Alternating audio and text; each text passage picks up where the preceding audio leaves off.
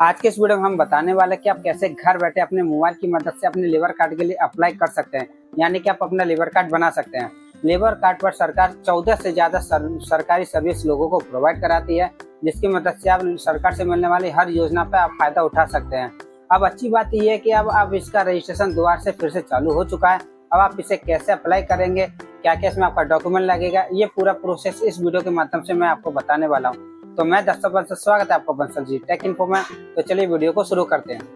तो सबसे पहले हम अपना गूगल क्रोम को ओपन करना, और ओपन करने के बाद यहाँ पे हमें सर्च करना होगा UPBOCW। तो हमारे सामने गवर्नमेंट की जो ऑफिशियल वेबसाइट है आ जाएगी। वैसे इस पोर्टल का जो लिंक है हमने वीडियो के डिस्क्रिप्शन में भी दे रखा है, आप उस पर भी क्लिक करके डायरेक्टली इस पोर्टल पर आ सकते हैं। अब सबसे पहले तो बता दो कि श्रमिक कार्ड बनाना हो या फिर श्रमिक कार्ड पर सरकार की तरफ से जो योजनाएं चलाई जाती हैं उनका जो बेनिफिट लेने के लिए कहीं आपको पैसे देने की जरूरत नहीं है। अब यहाँ पे हम एक नया श्रमिक कार्ड पंजीकरण करना चाहते हैं, तो अभी आप देखो कि न्यू करके यहाँ पर एक हाईलाइट हो रहा है श्रमिक पंजीकरण का नया लिंक।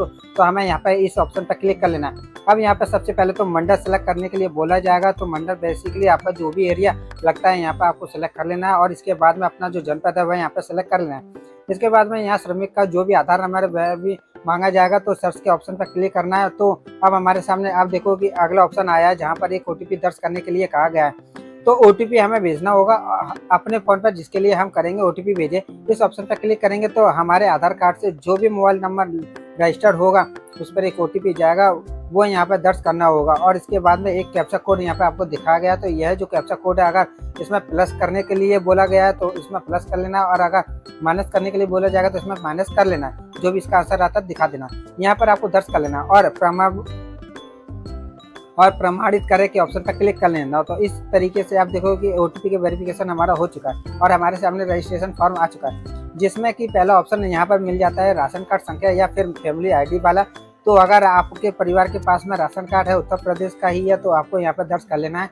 या फिर अगर आपके पास में राशन कार्ड नहीं है, आपकी जगह उसकी जगह पर आपके पास फैमिली ID बनाया हुआ है, तो वह नंबर आप यहाँ पे दर्ज कर सकते हो। हालांकि अगर आपके पास में राशन कार्ड भी नहीं है, फैमिली ID भी नहीं है, तो कैसे आप बना सकते हो। तो इससे पहले हमने एक वीडियो बनाया था। अब यहाँ पे इसमें नाम तो हमारा आ चुका है, माता का जो भी नेम है हमें यहाँ पे दर्ज कर लेना है। तो हम इंग्लिश में नाम फिल करेंगे और इसके बाद में हिंदी लैंग्वेज के अंदर यहाँ पे नाम वो फिल करके आ जाएगा। इसके बाद में ऑप्शन मिलेगा कार्य का प्रकार का, आप इस पर क्लिक करोगे तो श्रमिक के तौर पर क्या क्या आप काम करते हो गिने जाते हैं, यहाँ पर पूरी ही लिस्ट आ जाएगी।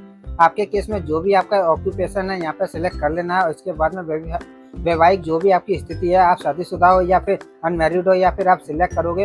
इसके बाद में इम्पोर्टेंट यहाँ पर सिलेक्ट कर लेना वर्ग का, जहाँ पर आप सभी लोग किस वर्ग से आते हो, बेसिकली सोशल कैटेगरी आपकी क्या है। यहाँ पर आपको अपनी जो ईमेल ID है यहाँ पर दर्ज कर लेनी है, आप अपना मोबाइल नंबर यहाँ पर फिल करना है। अब इसके बाद में एजुकेशन क्वालिफिकेशन का एक सेक्शन मिलेगा, जो भी आवेदक उसका क्वालिफिकेशन का लेवल क्या है। कई सारे स्लैब दिए जाते हैं, जैसे कि क्लास 1 से लेकर 12th स्नातक की, फिर अपने ग्रेजुएट कर रखा, तो यहाँ पे आपको सिलेक्ट कर लेना है। इसके बाद में आप सभी से पूछा जाता है कि यह जो श्रमिक कार्ड मनरेगा योजना के अंदर भी पंजीकृत है, काम करता है। तो अगर आपका रजिस्ट्रेशन राष्ट्रीय मनरेगा योजना के अंदर रखा हो तो आप इस पर टिक करोगे। अगर आपके केस में रजिस्ट्रेशन नहीं है तो आप इसे छोड़ भी सकते हो। अब इसके बाद में एक इम्पोर्टेंट सेक्शन मिलता है एड्रेस डिटेल का, जहाँ पर आप श्रमिक का जो पता है वह कंप्लीट यहाँ पर आपको दर्ज कर लेना है। आपका जनपद हो जाएगा, आपकी तहसील हो जाएगी।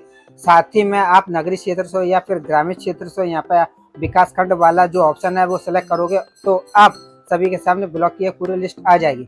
तो जो भी आपका ब्लॉक लगता है यहाँ पर आपको सिलेक्ट कर लेना है, और इसके बाद में आपको अपने विलेज का नाम यहाँ पर चूज कर लेना है। पिन कोड अपना यहाँ पे दर्ज कर लेना है, पोस्ट ऑफिस यहाँ पे आपको दर्ज कर लेना है, थाना जो भी आपका लगता है यहाँ पे आपको दर्ज कर लेना है। इसके बाद में आप सभी को, जैसे कि कोई बिल्डिंग अपार्टमेंट की डिटेल आपको बतानी है, या फिर कोई चीज़ ऐसी छूट गई है जो एड्रेस में शामिल होना चाहिए, तो यहाँ पर गली मोहल्ला या फिर एरिया में आकर के दर्ज कर सकते हो। मकान नंबर के लिए अलग सेक्शन दिया गया है, तो जो भी हाउस नंबर है यहाँ पर आपको दर्ज कर लेना है। तो इस तरीके से एक बार पता हमने यहाँ पर फिल कर लिया, लेकिन अब देखो कि पता को दोबारा से दर्ज करने का यहाँ पे ऑप्शन दिया गया। तो ऊपर जो हमने एड्रेस फिल किया था वो हमारा करंट एड्रेस था। अगर आपके केस में परमानेंट एड्रेस भी एप्लीकेबल है, तो पहले आप कहीं दूसरी जगह रहते थे, अभी आप काम के सिलसिले में किसी दूसरी जगह पर शिफ्ट हो गए हैं, तो आपके केस में एप्लीकेबल का जो आपको यहाँ पर बताना होगा। मोस्टली लोगों के केस में क्या होगा कि सेम ही एड्रेस रह रहे होंगे, तो इसमें क्या है कि दोबारा से कोई पता हमें दर्ज करने की जरूरत नहीं है। हम केवल इस ऑप्शन पर टिक कर लेंगे तो हमारा जो पता है वो यहाँ पे दोबारा से कॉपी हो जाएगा, हमारा जो समय है वो बच जाएगा। अब इसके बाद में आप सभी को इस पेज के नीचे की तरफ आना होगा। यहाँ पे आपको सेक्शन मिलेगा नॉमिनी फैमिली डिटेल का। तो यहाँ पर सबसे पहले तो आप सभी को पूछा जाता है कि क्या आप विदेश में भी काम करने की इच्छुक है। तो अगर आप इंडिया के बाहर जाकर के काम करने की इच्छुक है तो आप यहाँ पे बता सकते हो। इन केस कोई अपॉर्चुनिटी बनती है तो गवर्नमेंट डाटा आपका शेयर कर सकती है। तो अगर आप जानना चाहते हो कि यहाँ करोगे कि नहीं करोगे तो इस ऑप्शन पर क्लिक कर लेना। इसके बाद में नॉमिनी विवरण के सेक्शन में आना है। यहाँ पर जो भी नॉमिनी रहेगा, अगर आप वह पहले से श्रमिक पोर्टल पर यहाँ पर पंजीकृत है तो आपको यहाँ पर टिक करके बताना होगा। मेरे केस में जैसे कि नॉमिनी आपकी वाइफ हो सकती है या फिर आपके पति हो सकते हैं, या फिर यहाँ पे आपको बताना हो। बेसिकली मेरे केस में रजिस्टर नहीं है तो हम यहाँ पे क्या करेंगे, उनका नाम दर्ज कर लेंगे सबसे पहले इंग्लिश में यहाँ पे, उसके बाद में हिंदी लैंग्वेज में। तो यहाँ पर जो भी नॉमिनी जिनका भी नाम आपने फिल किया है उनका जो आपका रिश्ता क्या है, तो जो भी रिलेशन आप यहाँ पर सिलेक्ट करोगे। अब यहाँ करने के बाद में एक सेक्शन जो यहाँ पे दिखता है यह काफी इंपॉर्टेंट है, बहुत सारे लोग इसको छोड़ देते हैं। लेकिन यहाँ पे बता दूं कि श्रमिकों को गवर्नमेंट की तरफ से कई सारी ऐसी स्कीमें जिनका बेनिफिट दिया जाता है, जिसमें कि उनके लिए तो लाभदायी हो जो योजना है उनको भी बेनिफिट मिलता है, साथ ही में उनके परिवार को भी लाभ दिया जाता है। तो जैसे कि आपने यहाँ पर रजिस्ट्रेशन कर रखा होगा तो कोई भी शादी अनुदान के लिए आपको अप्लाई करना है या फिर आपको एजुकेशन के लिए स्कॉलरशिप के लिए अप्लाई करना है तो इसके अंदर भी आपको बेनिफिट मिल जाता है। खास करके इनके लिए अलग से कोटा होता है, उसका फायदा आप ले सकते हो। तो कोई ऐसा सदस्य है जो पहले से श्रमिक के तौर पर पंजीकृत हो तो उसका नंबर दर्ज करना है। अगर कोई काम नहीं करता है, माइनर है मान लो, या फिर आपकी पत्नी है वह श्रमिक के तौर पर काम नहीं करती है, तो आप श्रमिक का जो पंजीकृत संख्या है वो दर्ज करे बगैर आप यहाँ पर उनका जो नाम है दर्ज कर सकते हो। इंग्लिश में हो जाएगा, यहाँ पर हिंदी में दर्ज कर लेना है। उनका जो आधार नंबर है यहाँ पे आपको दर्ज कर लेना है। तो जो भी उनका जेंडर है, जन्म तिथि यहाँ पर आपको दर्ज कर लेना है। इसके बाद में आयु क्या है, वर्षों में आपको यहाँ पर दर्ज करना है। और संबंध जो भी आप सभी से है जो, तो रिश्ता जो भी लिस्ट में मिल जाएगी सेलेक्ट कर लेना है। और क्वालिफिकेशन का जो भी लेवल यहाँ पर आप सेलेक्ट करोगे। अब इतना करने के बाद में आपको यहाँ पर जोड़े के ऑप्शन में पे क्लिक कर लेना है। तो एक परिवार का सदस्य जुड़ जाने की दशा में भी परिवार के जो सदस्य हैं उनको अगर आप जोड़ना चाहते हैं तो इसी तरीके से बारी बारी आप जोड़ सकते हो। हालांकि अगर आप शेयर नहीं करना चाहते हो तब भी आप अपना जो कार्ड है वह बनवा सकते हो। तो मैं दिखाता हूँ। अब हम पेज पे आगे बढ़ेंगे। अब अगला सेक्शन मिलता है, यह है बैंक अभिलेखा। तो गवर्नमेंट की तरफ से श्रमिक कार्ड धारकों के लिए समय समय पर कई सारी योजनाएं चलाई जाती हैं, जिसका जो पैसा है आपके खाते के अंदर भेजा जाता है। आपने देखा होगा कोविड के टाइम पर जब लॉकडाउन लग गया था तो 1000 सरकार ने खातों के अंदर दिए थे। तो यहाँ पर खाता नंबर आपको सही अपना दर्ज कर लेना है, जिसमें कि आपको जो भी बेनिफिट है वो रिसीव हो पाएगी। जिसमें कि सबसे पहले खाता संख्या यहाँ पर हो जाएगा, बैंक का जो IFSC कोड है वो यहाँ पे आपको दर्ज कर लेना है। और खाते का प्रकार क्या है, तो अगर आपका सेविंग अकाउंट है तो यहाँ पर बचत सेलेक्ट कर लोगे। इन केस किसी का करंट अकाउंट है तो यहाँ पर चालू खाता जो ऑप्शन है वो आपको सेलेक्ट कर लेना। अब इतना करने के बाद में अगला ऑप्शन दिखेगा EPF या फिर ESI और साथ में UN नंबर को दर्ज करने का। तो अगर आप PF स्कीम के अंदर पंजीकृत हो, उनका जो UN नंबर है अगर आपका बना हुआ है, उसका रजिस्ट्रेशन हो रखा है तो आपको यहाँ पे बताना है। अगर किसी के केस में रजिस्ट्रेशन नहीं है तो यह जरूरी नहीं है कि आप उनको छोड़ करके भी अपना जो रजिस्ट्रेशन कर सकते हो। कार्ड आपका जो है बन जाएगा। अब यहाँ पे पहले क्या होता था कि फिजिकली बहुत सारे डॉक्यूमेंट आपको अपलोड करने की जरूरत पड़ती थी, लेकिन नया जो फॉर्म आया है इसमें आप देखोगे कि यहाँ पर स्वयं प्रमाणित घोषणा पत्र जो है वो आपको यहाँ पर खुद से अपना जो है डिजिटल तरीके से फिल करके कोई भी फिजिकल डॉक्यूमेंट अपलोड करने की जरूरत नहीं होगी। अब इसमें क्या करना होता है, तो देखो यह जो घोषणा पत्र है इसमें कि श्रमिक घोषणा करता है कि पिछले 12 महीने के अंदर उसने कम से कम 90 दिनों तक का श्रमिक के तौर पर काम किया है, क्योंकि इस स्कीम के अंदर रजिस्ट्रेशन करने की मिनिमम एलिजिबिलिटी है कि आप 90 दिनों तक काम किया हो। हालांकि गवर्नमेंट मोस्टली केस में कोई वेरिफिकेशन फिजिकल तरीके से नहीं करती है, लेकिन डिटेल आपको देना होगा। तो यहाँ पर हम क्या करेंगे, जैसे कि सबसे पहले तो नियोजक का यहाँ पर ऑप्शन आ रहा है। तो नियोजक बेसिकली क्या होता है, तो जो भी भवन स्वामी है या फिर ठेकेदार है या फिर आप नरेगा के अंदर रजिस्टर्ड हो, तो जो भी ग्राम प्रधान है जिसके अंदर में आप काम कर रहे हो तो उसकी जो डिटेल है यहाँ पर आपको दर्ज कर लेनी है। तो बेसिकली पहला सेक्शन मिलता है, यहाँ पर आपको नंबर दर्ज करना होता है। तो मान लेते हैं कि कोई ऐसा व्यक्ति है जो पहले किसी दूसरे ठेकेदार के साथ में काम कर रहा था या फिर किसी दूसरे भवन स्वामी के अंदर यहाँ पे आपको काम कर रहा था। तो इसके बाद में उसने स्विच किया है तो दो तीन हो सकते हैं। 90 दिन का जो काम ड्यूरेशन है पूरा करने के बाद में आप यहाँ पर दर्ज करोगे।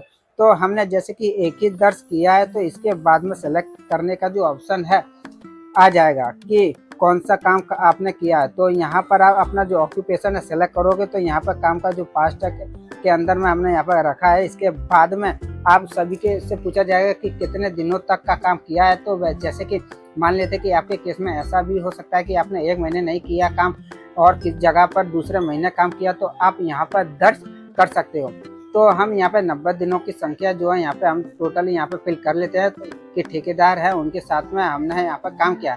अब इसके बाद में यहाँ पूछा जाएगा कि कार्य के स्थान के बारे में। तो जिस भी स्थान पे आपने काम किया था उस स्थान के बारे में आपको बताना होगा। स्वामी भवन या ठेकेदार या ग्राम प्रधान जिसके साथ में आपने काम किया था उनका जो नाम है, उनका जो पता है, साथ ही में उनका जो मोबाइल नंबर है यहाँ पर दर्ज कर लेना है। एक ही लाइन के अंदर पूरा मैटर रहेगा। तो बेसिकली गवर्नमेंट अगर चाहेगी कभी भी तो फोन करके आप बात करना चाहोगे कि हाँ उन्होंने श्रमिक के तौर पर काम किया है, तो वे बेसिकली में वेरिफिकेशन अगर करना होगा तो कर सकते हैं। तो इसलिए एक ही लाइन के अंदर में आपको फिल कर लेना और इसके बाद में हमें सबमिट के ऑप्शन पर क्लिक कर लेना। हमारा जो डाटा है सफलतापूर्वक सेव हो चुका है। इसके बाद में अगला जो इंटरफेस आएगा कुछ ऐसा आएगा जहां पर आप सभी को यह जो रजिस्ट्रेशन है करने के लिए इसकी जो फीस है आपको पेमेंट करना होगा। अब सरकार की तरफ से श्रमिक के तौर पर एक रजिस्ट्रेशन करने के लिए 20 रुपये फीस यहाँ पे आपको डिसाइड करी गई है, जिसमें कि 20 रुपये हर साल लगता है। बेसिकली ये रिन्यू भी किया जाता है। तो अगर आप 2-3 साल के लिए कार्ड बनाना चाहो तो आप